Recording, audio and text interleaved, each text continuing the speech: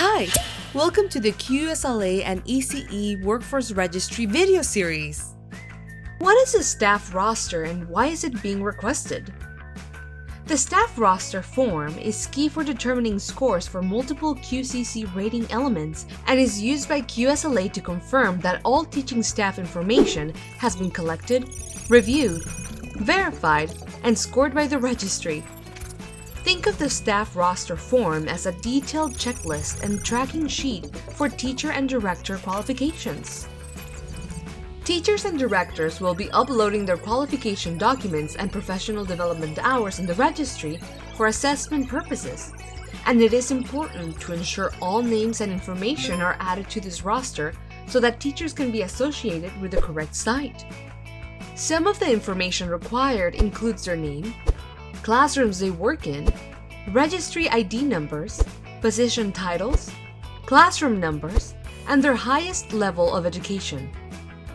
Substitute teachers should be added to this form if they intend to stay in the classroom for at least 60 days.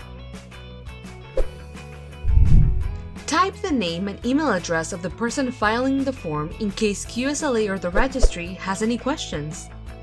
The registry will use this information in case there are questions about the form.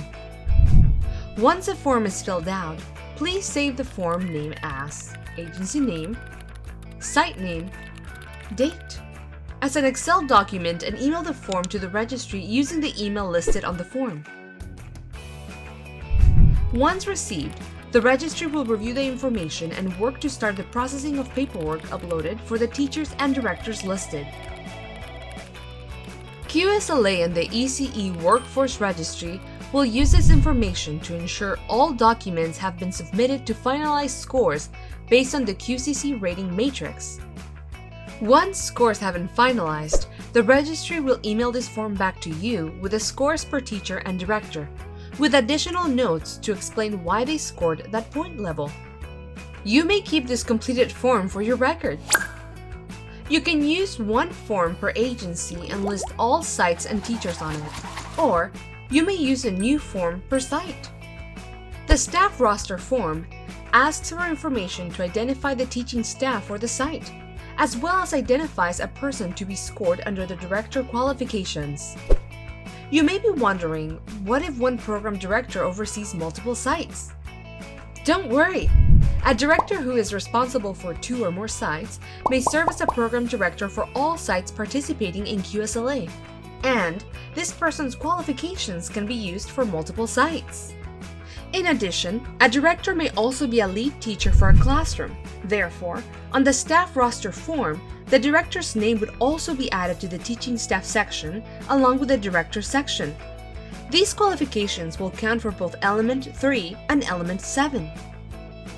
Under the Director section, the staff roster form requests the site name, the site's license number, the director's name, the director's registry ID number, their position title such as Director, Program Manager, or Site Supervisor, the date they started in that position, their highest level of education achieved, and the number of professional development hours completed in the previous fiscal year. This time frame will be listed on each staff roster form. For the site name, please list the actual location and site name, not the agency name. By identifying the highest level of education and professional development hours, the registry will use this information as a signal to look for transcripts and professional development hours in the uploaded documents on the registry database.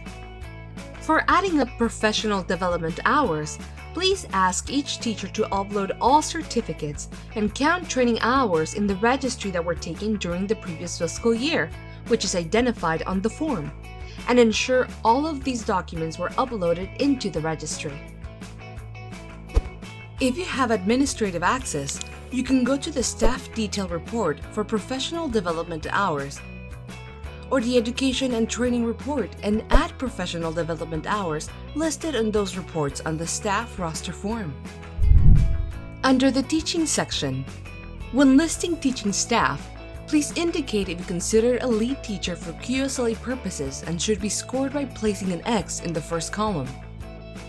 List the site names, license number for the site, the teacher or classroom staff's name, registry ID number, the position title of that staff, such as teacher, teacher assistant, long-term sub, for example, the classroom they work in, their highest level of education, and professional development hours completed during the previous fiscal year timeline. All directors and teaching staff listed on the staff roster form need to create a registry account and have a registry ID number.